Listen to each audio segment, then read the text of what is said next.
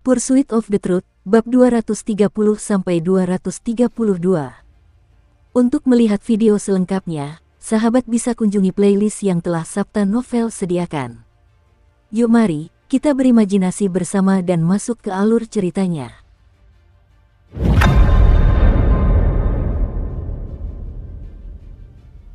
Jangan takut, Su Ming tersenyum tipis. Suaranya tetap tenang saat ia berjongkok dan memasukkan tangan kanannya ke dadanya, lalu mengeluarkan beberapa barang dengan perlahan. Tindakannya tidak hanya menarik perhatian Ziche dan memengaruhi pikirannya, tetapi juga membuat Hu Zi sangat penasaran. Dia segera melebarkan matanya untuk mengamati. Itu adalah tulang binatang dan beberapa semak tumbuhan. Ketika Hu Zi melihat Su Ming mengeluarkan barang-barang biasa itu, dia merasa kecewa dan mulai bergumam pelan. Awalnya dia tidak ingin melihatnya, tetapi ketika dia melihat ekspresi Ziche berubah drastis saat melihat barang-barang itu, dia langsung terkejut. "Kamu mau melakukan apa?" Ini adalah pertama kalinya Ziche berbicara setelah ditangkap. Suaranya serak, tetapi ada rasa takut dalam suaranya, dan dia memang benar-benar ketakutan. Rasa takut ini jauh melampaui rasa takut menghadapi Hu Zi. Itu adalah rasa takut yang berasal dari hatinya. Karena ketika dia melihat tulang binatang buas dan ramuan-ramuan itu, dia tiba-tiba mengerti apa yang dimaksud Su Ming dengan bahan. Menurutnya, tulang binatang buas adalah bahannya, ramuan-ramuan itu adalah bahan-bahannya, dan Ziche sendiri juga diperlakukan sebagai bahan. Pemahaman dan rasa takut inilah yang memaksanya untuk berbicara. Dasar brengsek, kau beneran bisa bicara. Lalu kenapa kau tidak bicara saat kakek Hu bertanya? Kenapa kau tidak bicara bahkan saat bermimpi? Sebelum Su Ming sempat berkata apa-apa, Hu Zi sudah membelalakkan matanya karena marah. Dia melangkah maju dan menamparkan Ziche dengan kasar lagi. "Beraninya kau berbohong padaku. Aku paling benci orang yang berbohong padaku." Hu Zi menamparnya beberapa kali lagi karena marah sebelum menoleh melihat bahan-bahan yang dikeluarkan Su Ming. "Keempat, untuk apa tulang dan ramuan itu?" Hu Zi menggaruk kepalanya dengan ekspresi bingung.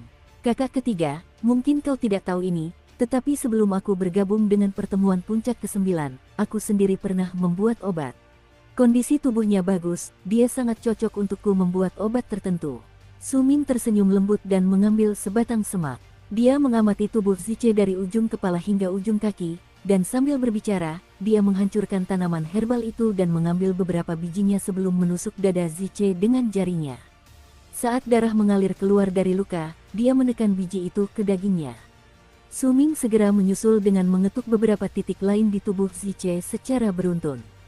Ziche tidak merasakan sakit yang terlalu hebat, tetapi dadanya dengan cepat terasa mati rasa, dan ketika dia menundukkan kepalanya, dia terkejut dan ketakutan melihat benih di dadanya tumbuh dengan kecepatan yang anehnya cepat. Ekspresi Ziche berubah drastis ketika melihat benih itu tumbuh. Perubahan emosi ini sama sekali tidak kalah dibandingkan saat ia menghadapi tangan penciptaan milik kakak senior kedua Su Ming. Ia dapat dengan jelas merasakan ramuan-ramuan itu menyerap darah dan kekuatan hidupnya untuk membantu pertumbuhan mereka. Akar-akar tumbuhan itu bahkan menyebar perlahan ke seluruh tubuhnya. Meskipun dia bisa mengabaikan rasa sakit karena sesuatu memaksa masuk ke dalam dagingnya, tetapi kengerian akan hal yang tidak diketahui membuat napasnya semakin cepat. Kengerian yang belum pernah terlihat di matanya muncul saat dia menatap Su Ming. Kengerian itu mencapai puncaknya ketika Su Ming mengambil sedikit darah dari tubuh Ziche dan meneteskannya ke tulang binatang buas itu. Ziche segera bertanya, "Sebenarnya apa yang ingin kamu lakukan?" Su Ming mengangkat kepalanya dan melirik Ziche. Dengan senyum tipis, dia berkata, "Buat obat." "Obat apa?" Ziche gemetar. Hu Zi memperhatikan dengan saksama apa yang sedang terjadi, tetapi ada kebingungan di wajahnya. Namun, ketika melihat ekspresi Ziche, dia tidak bisa menahan diri untuk sedikit mengagumi Su Ming. Keempat itu bagus, hanya beberapa tindakan, dan pria ini sudah ketakutan. Diriku yang cerdas harus mempelajari ini. Hu Zi menganggukkan kepalanya seolah sedang berpikir keras. "Prosedur pembuatan obat ini mudah. Yang kubutuhkan hanyalah orang mati yang masih hidup. Aku akan menanam beberapa tumbuhan di tubuhnya dan menggunakan darah serta kekuatan hidupnya sebagai nutrisi untuk tumbuhan-tumbuhan itu. Setelah tumbuhan-tumbuhan itu matang sepenuhnya, orang mati yang masih hidup itu akan menjadi bahan penting untuk menciptakan obat ini. Sebut saja manusia obat jika kau mau. Lalu, aku membutuhkan aura kematian untuk menciptakan pil tersebut. Setelah pil obat terbentuk, manusia tabib juga akan mati. Ketika manusia tabib mati, obatnya juga akan siap. Jangan khawatir, aku sudah pernah melakukannya sekali, jadi aku sangat familiar dengan prosesnya. Aku akan memastikan kamu tidak akan merasakan terlalu banyak rasa sakit, kata Su Ming sambil tersenyum, dan karena kata-katanya, suaranya secara alami terdengar aneh. Dia mengeluarkan beberapa ramuan lagi dan menanamnya di dalam tubuh Ziche. Tindakannya sangat lembut, seolah-olah dia takut merusak ramuan dan materi di hadapannya. Namun ketika tindakannya terlihat oleh Ziche dan kata-katanya yang terdengar santai namun penuh tekad bergema di telinganya, wajahnya langsung pucat. Rasa takut atau ngeri tak lagi bisa menggambarkan bagaimana ia memandang Su Ming. Ia membeku, bahkan Huzi, yang sedang berjongkok di samping Su Ming, menarik napas tajam ketika mendengar kata-kata itu. Tatapan aneh muncul di matanya saat ia menatap Su Ming. Kakak tertua itu seperti kura-kura dan selalu menyendiri, kakak kedua suka menanam, tapi dia mencuri tanamannya sendiri di tengah malam, sedangkan guru, yah, lupakan saja, kupikir adik bungsu baruku akan menjadi satu-satunya orang normal selain aku di gunung ini. Siapa sangka dia punya kebiasaan aneh seperti itu. Memperlakukan seseorang sebagai bahan dan mengubahnya menjadi cairan obat sebelum meminumnya, Huzi bergidik dan menghela napas panjang. Dia sudah selesai memikirkan bagaimana dia akan menggambarkan adik laki-lakinya yang keempat kepada adik laki-lakinya yang kelima jika dia memilikinya suatu hari nanti. Kakakmu, kakak keduamu itu hanya mengambil kebebasanku selama 3 tahun. Dia bilang akan membebaskanku 3 tahun lagi. Kata Ziche cepat, tidak apa-apa, aku bisa memintanya untuk mengubah 3 tahun itu menjadi keabadian, kata Su Ming sambil tersenyum. Dia tidak mengangkat kepalanya tetapi terus menusuk tubuh Ziche hingga berdarah dan menanam ramuan obat di dalamnya. Kita berasal dari sekolah yang sama. Kau tidak bisa melakukan ini. Kau, tuanku tidak akan membiarkanmu lolos. Ziche menatap Su Ming, yang masih tersenyum, dan rasa takutnya mencapai puncaknya. Baginya, wajah ini praktis bisa menjadi pemandangan paling menakutkan yang pernah dilihatnya di dunia. Dia tiba-tiba mengerti mengapa si Masin masih memintanya untuk mengambil barang itu dari Su Ming meskipun dia sudah dalam perjalanan pulang. Tidak apa-apa, saya juga punya gelar master. Su Ming masih tidak mengangkat kepalanya. Dia mengeluarkan ramuan lain dengan ekspresi serius, seolah-olah dia ragu-ragu di mana dia harus meletakkannya di tubuh Ziche. Dalam ketakutannya, Ziche menggertakkan giginya dan mengumpat dalam hati, sialan, si Masin tidak memintaku untuk membayar hutangku padanya, dia malah mendorongku ke dalam api. Su Ming ini mungkin tidak memiliki kekuatan besar, tetapi rasa takut yang kurasakan darinya tidak mungkin palsu. Orang ini, jelas tidak normal. Aku tidak bisa menggunakan kekuatannya sebagai dasar untuk menghakiminya. Itu si Masin, dialah yang memintaku datang kepadamu dan mengambil lonceng itu darimu. Katanya cepat. Su Ming memegang ramuan herbal di tangan kanannya dan perlahan mengangkat kepalanya. Ekspresinya tetap pasif, tetapi di mata Ziche, ketenangan itu seperti ketenangan sebelum badai yang dahsyat. Ziche bahkan melihat sedikit warna merah di tangan kanan Su Ming. Warna merah itu adalah niat membunuh. Meskipun niat membunuh itu tidak muncul dari tubuh Su Ming, tetapi saat muncul, gua itu langsung menjadi dingin. Ziche merasa terguncang, dan dia tidak berani menatap mata kanan Su Ming. Huzi juga menarik napas tajam di sampingnya dan bergidik. Dia bisa merasakan bahwa adik bungsunya itu benar-benar berubah dari sebelumnya dalam sekejap. Di mana si Masin? Tanya Su Ming dengan tenang. Suaranya terdengar sama seperti biasanya, tetapi ketika sampai di telinga Ziche, terdengar seperti guntur yang bergemuruh. Bahkan ada beberapa kilatan petir yang menjalar melalui tubuhnya, meskipun kilatan itu menghilang tak lama kemudian.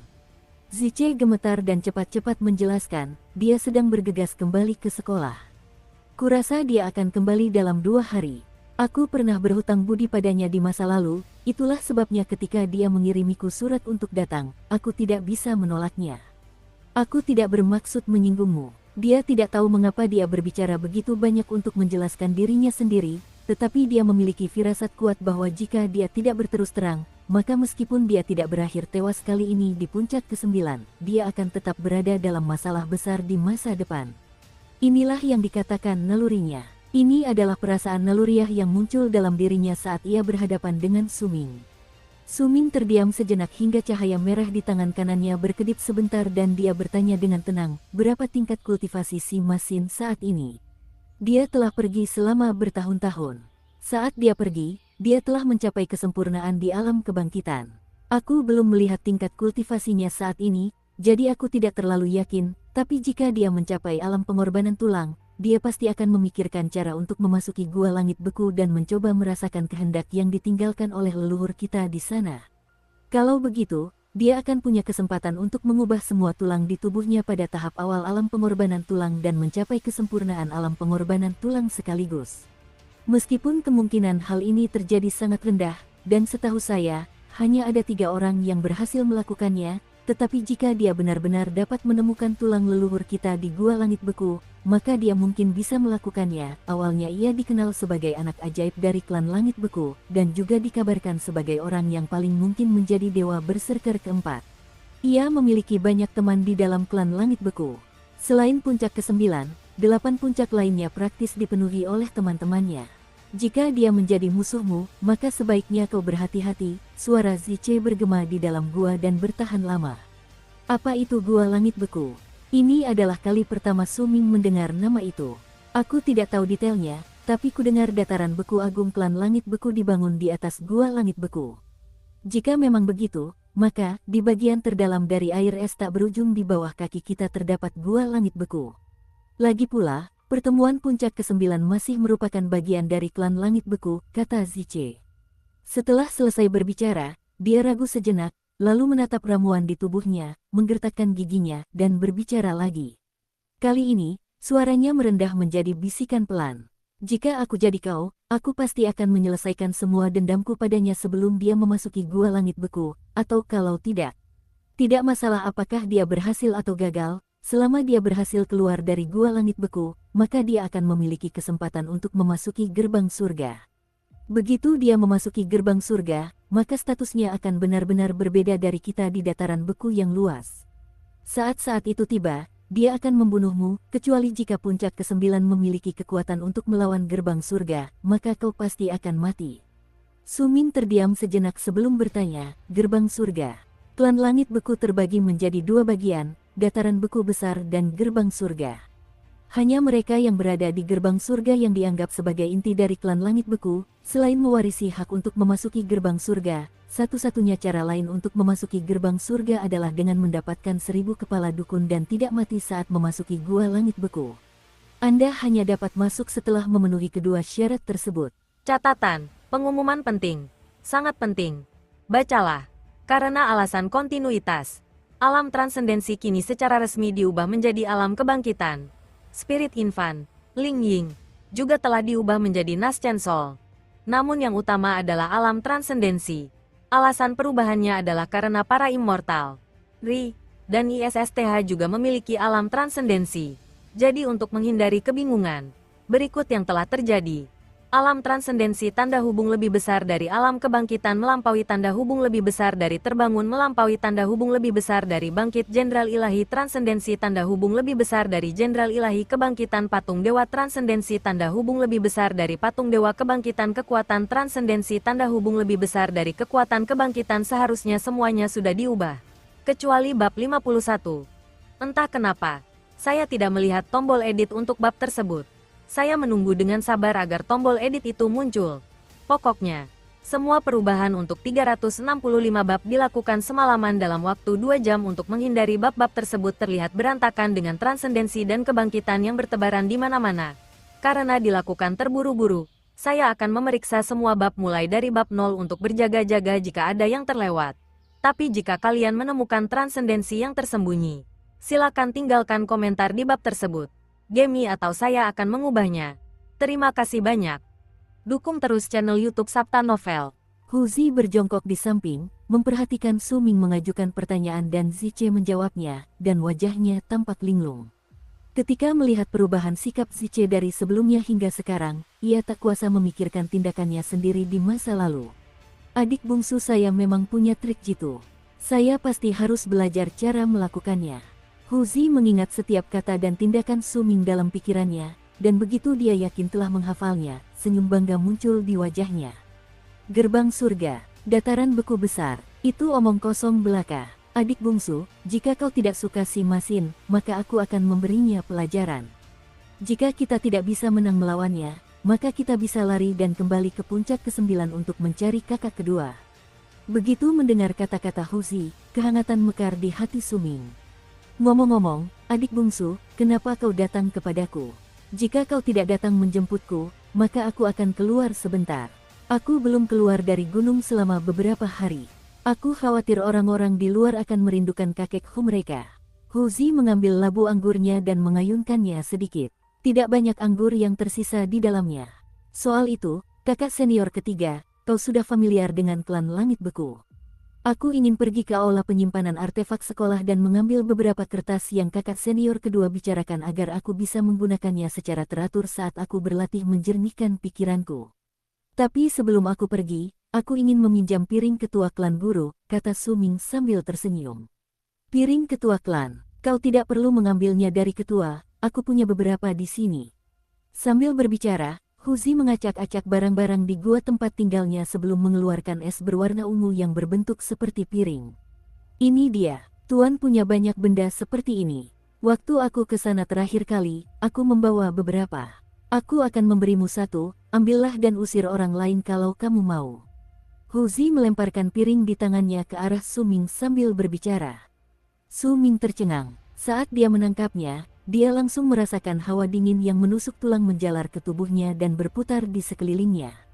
Dari penampilannya, benda itu dibuat dengan detail yang halus dan tampak tidak palsu. Namun, dia bukan satu-satunya yang terkejut. Ziche juga terkejut. Dia menarik napas tajam, karena dia mengenali piring itu, dan kata-kata Huzi membuatnya tak percaya. Puncak ke-9, jadi ini puncak ke-9. Jantung Ziche berdebar kencang. Ayo pergi. Aku sudah familiar dengan aula penyimpanan artefak. Aku sudah memberi pelajaran kepada banyak orang di sana sebelumnya. Huzi menepuk dadanya dan hendak membawa Suming pergi, tetapi begitu melangkah beberapa langkah ke depan, dia berbalik dan berjalan ke arah Ziche untuk menatapnya dengan tajam. Hei, brengsek, kakek Homo akan pergi. Kau adalah makhluk hidup yang diberikan kakak kedua kepada kami. Ingat untuk mengikuti kami dari belakang. Kakak kedua mungkin telah menyegel kekuatanmu, tetapi dia mengatakan bahwa kau harus melindungi adik bungsuku ketika dia pergi, jadi kau harus melakukannya. Jangan berbohong padaku lagi, atau aku akan memberimu pelajaran dalam mimpiku. Ziche merasa sangat tersinggung dan segera berkata, tapi, kekuatanku telah disegel, aku tidak bisa terbang sendiri, diamlah. Kakekmu Hu akan membawamu keluar dan melemparkanmu ke udara. Jika kau tidak tahu cara terbang, maka kau akan jatuh dan mati. Jangan salahkan aku kalau aku tidak menyelamatkanmu nanti. Saat Huzi berbicara, dia mengangkat Ziche dan menyeringai pada Suming sebelum membungkuk dan keluar dari gua di depannya. Suming mengikuti di belakang. Ketika dia melihat Ziche yang tertutup tanaman diangkat dengan ekspresi penuh amarah dan kemarahan, dia tersenyum dan mengikuti di belakang.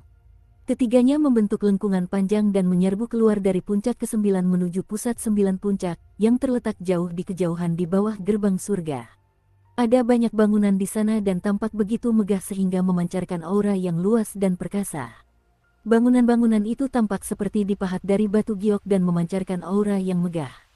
Ada banyak orang yang berjalan keluar masuk bangunan, dan itu membuat tempat tersebut terasa hidup. Huzi, yang memimpin di udara, melepaskan tangan kanannya begitu ia terbang keluar dari area puncak ke-9. Ia melemparkan Ziche dan berteriak keras, "Hei, aku membiarkanmu jatuh sekarang." Wajah Ziche memucat saat ia terjun bebas ke bawah, tetapi begitu ia jatuh sekitar 1000 kaki, kegembiraan yang mengejutkan tiba-tiba muncul di wajahnya. Tubuhnya yang terjun bebas tiba-tiba berhenti dan ia terlempar ke udara. Namun tak lama kemudian, kegembiraan di wajahnya berubah menjadi kesedihan, karena ia menyadari bahwa ia hanya bisa berada di area yang tidak terlalu jauh dari Suming dan Huzi, jika tidak, kekuatannya akan disegel sekali lagi. Dia bahkan tidak perlu mencobanya. Dia sudah tahu bahwa jika dia menyerang Suming dan Huzi, maka kekuatan yang dilepaskannya sementara akan segera disegel kembali. Berani-beraninya kau berpura-pura di depan kakek Hu. Bukankah sudah keluar sekarang? Apa yang kau lihat? Cepat ikuti kami. Dengan satu tatapan tajam dari Huzi, Ziche terdiam dan menghela napas, lalu tertinggal di belakang Suming. Saat Suming memperhatikan tingkah laku dan ucapan Huzi, senyumnya semakin lebar. Adik bungsu, itu adalah puncak ke-8. Puncak ke-8 sangat menarik. Ada cukup banyak dari mereka yang tinggal di sana, dan mereka biasanya sangat berhati-hati. Seolah-olah mereka menyembunyikan sesuatu. Tapi aku adalah kakek Hu yang paling cerdas di puncak ke-9. Tidak ada rahasia di dunia ini yang bisa disembunyikan dari mataku. Aku bahkan tahu apa yang dilakukan kakak kedua. Aku bisa melewati labirin ajaib di puncak ke-8 bahkan dengan menutup mata. Aku melihat banyak hal menarik. Dulu, aku melihat keponakan murid yang sebenarnya perempuan yang menyamar sebagai laki-laki. Aku bahkan melihatnya melepas pakaiannya. Saat Huzi berbicara, matanya mulai bersinar penuh kegembiraan. Itulah puncak ke-7. Semua murid di sana lemah. Labirin ajaib mungkin lemah, tetapi orang-orang di sana terlalu berhati-hati, sungguh disayangkan. Aku hampir tertangkap beberapa kali di masa lalu, bahkan ada beberapa kali aku ditangkap, tetapi aku cukup cepat untuk melarikan diri. Tetap saja, sayang sekali kakak senior kedua menolak untuk membantu dan hanya berdiri di samping saat aku terkena serangan. Ini pertemuan puncak kedua. Disinilah Ziche menginap. Mereka juga tidak bisa menyembunyikan rahasia mereka dari kakek Hu. Di masa lalu, aku, Suming tidak terlalu memikirkan sesumbar Huzi. Semakin dia mendengarnya, semakin dia merasa sesumbar itu terdengar aneh, sementara Ziche tertawa getir di sampingnya. Ada satu desas-desus tertentu di antara mereka yang hadir di pertemuan puncak kedua bahwa para murid yang keluar malam hari akan merasa seolah-olah ada seseorang yang mengawasi mereka. Mereka baru mengetahui jauh kemudian bahwa orang itu adalah Huzi.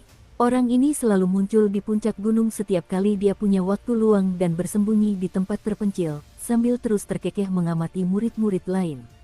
Hampir semua orang di klan Langit Beku tahu tentang hal itu. Mereka bertiga terbang melintasi udara dan setelah sekitar waktu yang dibutuhkan untuk membakar sebatang dupa, sementara Huzi terus berbicara tentang prestasinya di klan Langit Beku dan semua rahasia yang dia pelajari melalui mengintip orang lain. Mereka bertiga tiba di pusat 9 puncak, yang juga terletak di bawah gerbang surga. Huzi memimpin dan menyerbu ke salah satu dari banyak bangunan di tanah dengan lompatan besar. Dia terbang turun dengan cepat, dan ada cukup banyak murid klan Langit Beku yang keluar masuk bangunan yang secara tidak sengaja menghalangi jalannya. Namun, begitu mereka melihat Huzi, mereka akan segera menyingkir dengan ekspresi aneh di wajah mereka, seolah-olah mereka tidak ingin memprovokasi orang yang tidak masuk akal ini dan akhirnya membiarkannya menyelinap ke pertemuan mereka dan mengintip mereka. Hal itu terutama berlaku bagi para murid perempuan. Begitu melihat Huzi, mereka akan menggertakkan gigi. Beberapa dari mereka bahkan tampak seperti hendak terbang ke arah Huzi, tetapi ketika melihat Ziche mengikuti di belakangnya, mereka akan mundur dengan ragu-ragu. Ketenaran Ziche di klan Langit Beku sangat besar karena ia menempati peringkat ke-9 di dataran beku besar. Ketika melihat apa yang terjadi, Ziche tiba-tiba mengerti mengapa Huzi bersikeras membawanya ke sini. Suming juga mengerti, dan tertawa kecut sambil melirik Huzi, yang terbang dengan gaya angkuh dan ekspresi sangat sombong. Apa yang kalian, anak-anak berserker, lihat? Jika kalian terus menonton, aku akan menyelinap ke kamar kalian malam ini dan menonton kalian sesuka hatiku. Hei, keponakan murid, berani-beraninya kau tidak datang menyapa kakekku padahal kau jelas-jelas melihatku. Tidakkah kau lihat bahkan Ziche terbang di belakangku? Huzi terus berteriak di sepanjang jalan, dan kata-katanya membuat ekspresi Ziche semakin muram. Sementara Suming tidak tahu apakah dia harus tertawa atau menangis dalam situasi ini. Ketika melihat Huzi hendak bertindak lebih keterlaluan lagi meskipun dia telah terbang mengelilingi bangunan di tengah 9 puncak di bawah gerbang surga dengan tatapan sombong, Ziche, yang mengikuti di belakang Suming, merasa tidak tahan lagi dengan tekanan tersebut dan berbisik kepada Suming. Paman Tuan Hu telah melewati aula penyimpanan artefak sebanyak 8 kali. Sambil berbicara, dia menunjuk ke arah sebuah aula yang tidak terlalu jauh di kejauhan. Suming berpura-pura batuk. Setelah melirik aula penyimpanan artefak, dia melihat ke arah Huzi, yang sedang berteriak kepada beberapa murid klan Langit Beku di depannya. Lalu dia tersenyum kecut dan berkata, kakak senior ketiga, bagaimana kalau kita pergi ke aula penyimpanan artefak dulu? Jika kau masih ingin berjalan-jalan, nanti aku akan meminta Ziche untuk menemanimu. Aku masih harus kembali dan berlatih di gunung. Saat Huzi mendengarnya, meskipun raut wajahnya menunjukkan bahwa dia belum sepenuhnya menikmati acara tersebut, dia tetap berbalik dengan tatapan tegas. Adik bungsu, siapa bilang aku suka berkeliaran? Mengantar adik bungsu ke aula penyimpanan artefak adalah hal terpenting bagiku. Aku hanya tidak bisa menemukan tempatnya. Coba kulihat, aula penyimpanan artefak ada di sana. Huzi menunjuk ke arah aula penyimpanan artefak yang tidak terlalu jauh dengan ekspresi terkejut sekaligus senang. Huzi telah tiba di pintu aula penyimpanan artefak saat dia berbicara. Namun, pintu aula itu tertutup. Suming ingat melihat orang-orang di dalam segera menutup pintu ketika mereka melihat Huzi lewat. Buka pintunya, kakek Hu ada di sini. Aku tidak bermaksud memukul siapapun hari ini. Jika kamu tidak membuka pintu sekarang juga, aku akan marah. Huzi mendekati pintu dan mengangkat kakinya untuk menendangnya. Tak lama kemudian, pintu terbuka lebar, menampakkan seorang pria berwajah tampan, namun dengan ekspresi muram. Ia mengerutkan kening, namun jelas terlihat ekspresi pasrah di wajahnya. Pria itu berdiri di balik pintu dan menatap Huzi, lalu membuka mulutnya, seolah ingin mengatakan sesuatu. Kau di sini hari ini. Jadi itu sebabnya pintunya tertutup. Adik bungsu, dia orang yang kukatakan sebenarnya seorang wanita yang menyamar sebagai pria. Aku melihat ekspresi pria itu seketika berubah menjadi sangat gelap, dan urat-urat di wajahnya bahkan mulai menonjol. Suming dengan cepat maju ke depan untuk menarik Huzi kembali, yang masih berteriak kegirangan karena terkejut, dan tersenyum meminta maaf kepada pria itu. Keponakan murid, tentang itu, Suming belum selesai berbicara ketika ekspresi fokus muncul di wajahnya. Dia mendengar suara keributan di dekatnya. Bahkan pria yang berdiri di hadapannya mengangkat kepalanya dan menatap ke arah udara di belakang Suming dengan tatapan fanatik dan penuh hormat. Cahaya 7 warna, kakak tertua Sima telah kembali. Tidak mungkin kita salah. Itu gunung 7 warna milik kakak tertua Sima. Lihat, bukankah itu kakak tertua Sima yang sedang duduk di gunung? Ada seorang gadis duduk di sampingnya. Gadis itu, sepertinya cukup familiar. Ini benar-benar kakak Sima. Keributan terjadi di mana-mana di sekitarnya. Dari sudut matanya, Suming melihat cahaya 7 warna menembus langit, bergerak menuju tempat mereka berada. Dia perlahan berbalik dan mendongak.